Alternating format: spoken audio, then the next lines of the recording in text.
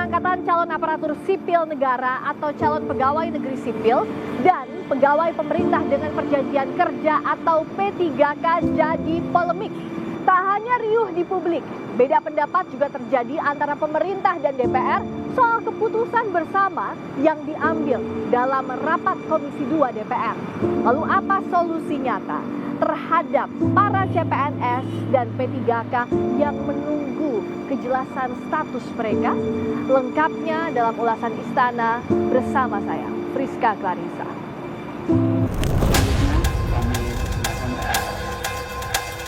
Dalam rapat bersama Komisi 2 DPR RI dan Kementerian PAN-RB disepakati pengangkatan CPNS digelar Oktober 2025, sementara P3K diangkat pada Maret 2026. Menteri Pemberdayaan Aparatur Negara dan Reformasi Birokrasi Rini Widiantini mengklaim usulan penundaan pengangkatan CPNS salah satunya mempertimbangkan usulan dari pemerintah daerah. Serta pemerintah sedang menata ASN nasional secara menyeluruh, termasuk mempertimbangkan kuota untuk CPNS. Meski mengusulkan menunda, Rini menyebut pemerintah menjamin CPNS yang lolos tetap diangkat menjadi pegawai ASN. ASN nasional secara menyeluruh dan adanya usulan penundaan seleksi dari beberapa daerah, pemerintah mengusulkan untuk dilakukan penyesuaian jadwal pengangkatan CASN sebagai pegawai ASN dengan perkiraan pengangkatan pada akhir 2025 atau di awal 2026. Memastikan bagi pelamar yang telah mengikuti dan dinyatakan lulus selesai CASN tetap diangkat sebagai pegawai ASN. Oleh nomor 4 ini mungkin percepatan CPNS P3K, Kementerian menyelesaikan penyelesaian CPNS dan P3K untuk formasi 2024 ini Pak. Pada bulan Oktober 2024. Coba ditambahkan tuh redaksinya tuh. Iya kan? Formasi 2024. 2024 kan? Iya. Ya. Lagi tambahan, Bu. Cukup, Pak.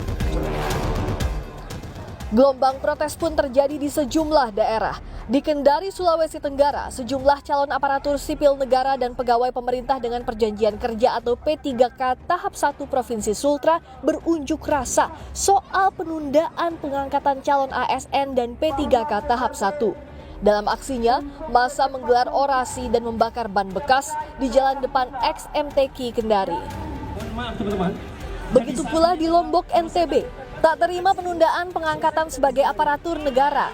Para calon P3K berunjuk rasa ke gedung DPRD NTB Senin siang. Para demonstran merasa dipermainkan, apalagi banyak CP3K yang telah berusia lanjut yang ketika diangkat mereka langsung pensiun. Nah, itu kami rasa itu kerugian buat kawan-kawan. Kerugian sangat rugi sekali, rugi total. Umurku 56 tahun. Hargai pengabdian, jangan seenaknya. Jadi kalau 2026, Bapak di struktural ya? Sudah selesai pensiun. Melihat gejolak di sejumlah daerah, Komisi 2 DPR meminta agar pengangkatan CASN dan P3K dilakukan secara bertahap. DPR mengklaim Kementerian PAN-RB salah tafsir terkait putusan penundaan pengangkatan CPNS. Menurut Komisi 2 yang disepakati dalam rapat adalah paling lambat pada Oktober 2025 untuk pengangkatan CPNS dan Maret 2026 untuk CP3K, bukan serentak. Ya berangsur saja bagi instansi atau bagi daerah yang memang sudah tuntas pemberkasannya dan sudah ada keluar perfectnya dari BKN, ya diangkat aja dulu. Gitu. Dasar hukumnya apa untuk mengangkat? Kan kalau untuk pengangkatan CPNS ini kan butuh dasar hukum yang jelas begitu. Kalau bisa Ya, berangsur.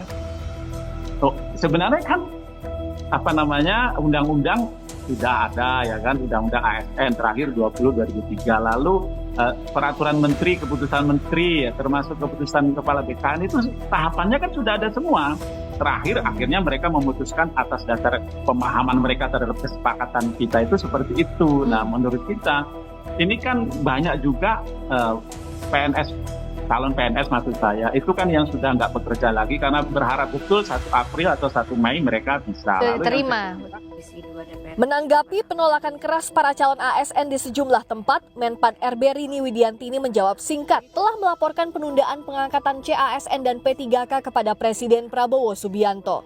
CASN dong Bu, jadinya gimana Bu? Keputusan dari Presiden gimana Bu? Akan dilapor Presiden. Tapi gimana sih Bu? Tadi dengan presiden. Tadi ngomongnya sekolah rakyat. Nah, Ya. tapi untuk CSN sempat dilaporkan nggak Bu? Ya sudah dilaporkan, nanti akan ada. Ya, Mbak. Makasih, Mbak. Ya.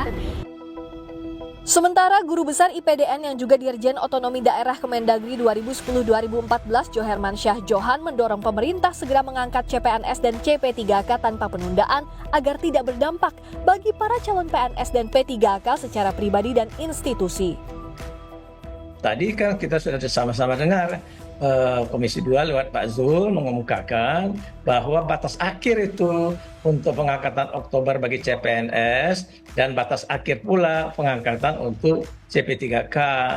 Ya, harusnya ini yang dipegang sebagai pedoman dan patokan oleh Menpan RB. Kalau enggak, ini Menpan RB ini cara kerjanya amatiran nih Pak Zul. Jadi bukan cara kerja profesional. Nah, kasihan itu dampaknya personal dan dampak institusional. Personal adalah mereka yang tadinya sudah berharap masuk di bulan April, di bulan Maret, di bulan Mei dan seterusnya ya secara bergelombang dan bertahap. Menurut Kementerian Pan-RB, data per 15 Januari 2025 ada 248.000 lebih CPNS untuk formasi 2024, yakni 114.000 lebih CPNS di pemerintah pusat dan 134.000 lebih di pemerintah daerah. Sementara P3K mencapai 1 juta lebih orang dengan rincian 300.000 lebih di pemerintah pusat dan 716.000 di pemerintah daerah. Jika pemerintah tetap menunda pengangkatan CPNS dan P3K, maka total 1,2 juta orang CPNS dan CP3K akan berstatus pengangguran hingga Oktober 2025 dan Maret 2026.